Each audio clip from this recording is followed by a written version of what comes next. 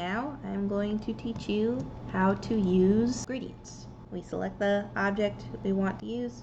We have linear gradient, radial gradient, mesh gradient, pattern, and swatches. Swatches is basically like what I'm doing here, what I'm showing you here, but it's on the sidelines instead of like out in the open like I'm doing. Let's go to radial fill, since this is a giant circle.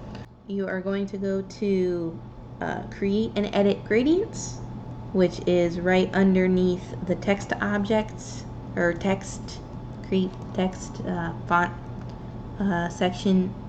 It's right underneath there on the left navigation bar. Click that. If you want to get to it immediately, the hotkey and shortcut is just G as in golf. So we select that, and what we want to do is we want to select these nodes. If you can see that there's little nodes above and in the middle of the gradient, so we are going to select that, and let's change it to red. As you can see, it's a little fuzzy.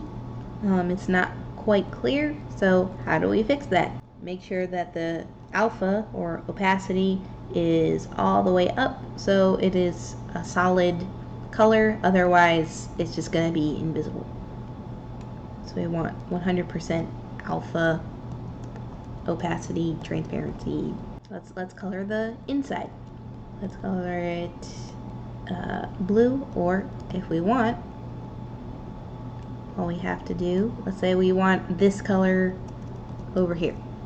What we're going to do is we're going to hit I for eyedropper, or click the button.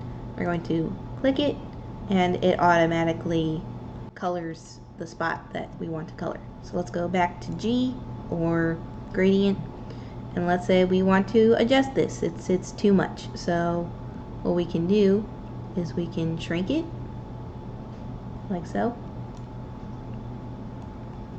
We can resize it like this.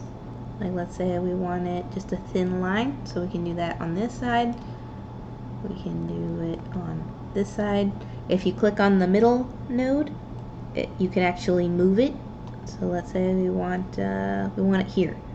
So you can actually move it around, and that's how radial gradients work. Now the trick to linear gradients is that, let's say that you want more than one color, you want more than two colors on the gradient. What you want to do, select the G button, or select the G for gradient editor. You want to exactly put your mouse on the line and double click, which lets you add another color. Let's say we want it purple. Let's say we want to add another color. Double click and make sure it's still selected.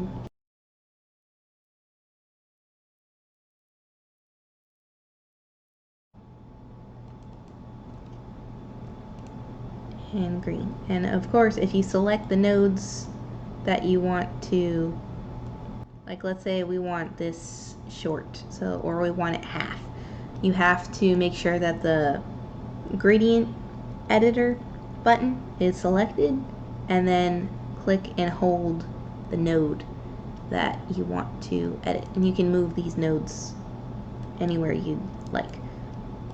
See what happens when you don't select exactly the node?